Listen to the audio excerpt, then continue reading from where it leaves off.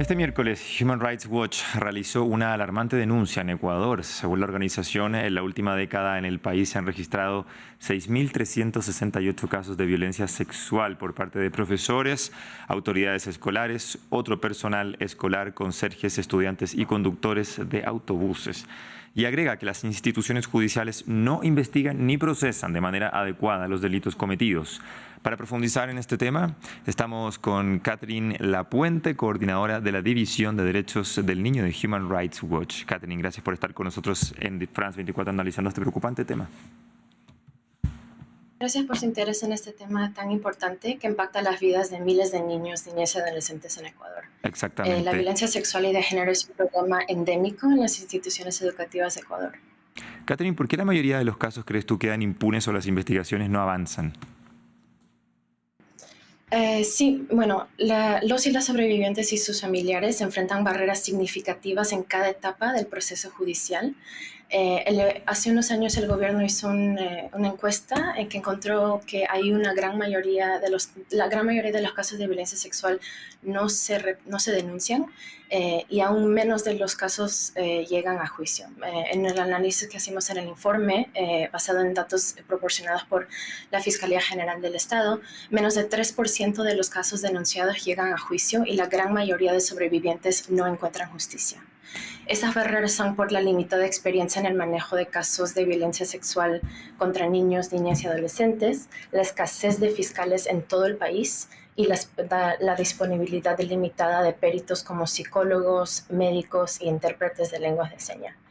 Estos problemas aún están más agravados por una sentencia de la Corte Constitucional emitida en el 2021 que determinó que la destitución de un docente por acoso sexual a una alumna era desproporcionada en relación con su delito.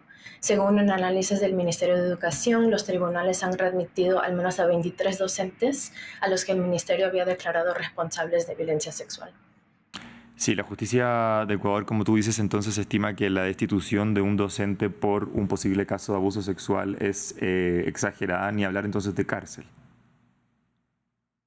Sí, exactamente. Y como a base de esta sentencia, diferentes tribunales han readmitido a los docentes a sus cargos después de haber sido acusados de violencia sexual. Tú hablabas, de hecho, de que una de las razones por las que quizás los casos quedan impunes o la justicia no avanza es porque no hay educación respecto al tema y no hay peritos que estén entrenados. En octubre del 2023, el Ministerio de Educación emitió la Estrategia Nacional de Educación Integral en Sexualidad, que se implementará hasta 2030, requiriendo su aplicación en todas las escuelas del país. Esto es un poco para poder mitigar lo que tú me contabas y qué se espera de esta estrategia.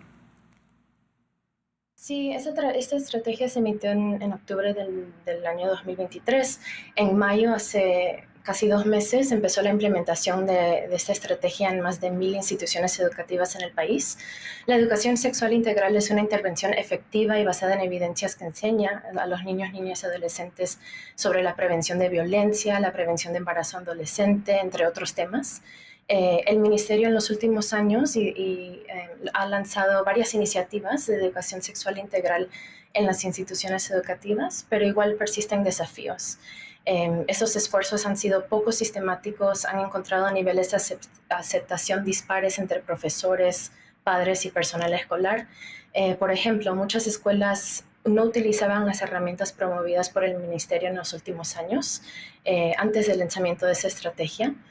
Segundo, algunos docentes y padres se han opuesto al aprendizaje del material y la enseñanza de temas como la prevención del embarazo adolescente. Y también en ocasiones los docentes, las instituciones educativas omiten discusiones sobre género, orientación sexual, identidad de género, a pesar de que estos son conceptos claves para entender la salud sexual y reproductiva y para prevenir la violencia sexual. Son muchos los casos que ustedes reportan en su informe, son más de 6.000 y probablemente hay más que incluso no están dentro del informe. ¿Cómo se controla entonces este tipo de delitos? ¿Dónde está la solución, crees tú? Sí, bueno, lo más importante es asegurar los recursos y presupuestos adecuados. Las instituciones gubernamentales han asignado fondos para responder a la violencia sexual en el ámbito educativo, pero la financiación ha sido inconsistente y como demuestra la persistente escasez de fiscales, DESE o psicólogos en las escuelas, es insuficiente.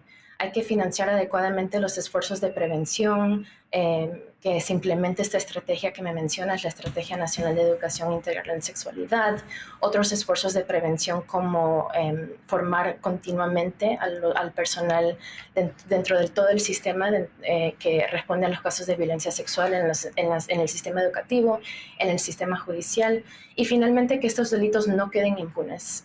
Además, el Estado debe asegurar que las instituciones judiciales investiguen y procesen eficazmente todos los casos de violencia sexual en el ámbito educativo. Este informe de Human Rights Watch que están presentando acapara 10 años. Son 10 años en el fondo de estudios que revelan estos casos de delitos. Nosotros estábamos acostumbrados a un Ecuador un poco más estable políticamente hablando y los últimos años, los últimos meses en realidad, hemos visto cómo la crisis de seguridad se ha agravado mucho en el país. ¿Crees tú que con esta crisis de violencia que está enfrentando el país podemos esperar que este tipo de denuncias o de delitos aumente en el tiempo? Sí, bueno, la sociedad civil ecuatoriana, grupos de la ONU han alarmado sobre el impacto nefasto que tiene estos niveles de inseguridad en los niños, niñas, adolescentes y en sus derechos. La inseguridad, el crimen organizado dificulta la capacidad de las instituciones no solo educativas, pero también gubernamentales, en detectar y responder a los casos de violencia sexual dentro y fuera de las aulas y poder activar los protocolos vinculantes del Ministerio de Educación para actuar inmediatamente ante estos casos. Por ejemplo, en enero de este año, en algunas provincias, personas desconocidas y enmascaradas hackearon las clases en línea para amenazar a los estudiantes y los docentes. En el informe también contamos que en algunas zonas conflictivas la policía ha dejado de responder a llamadas de emergencia por casos de violencia sexual.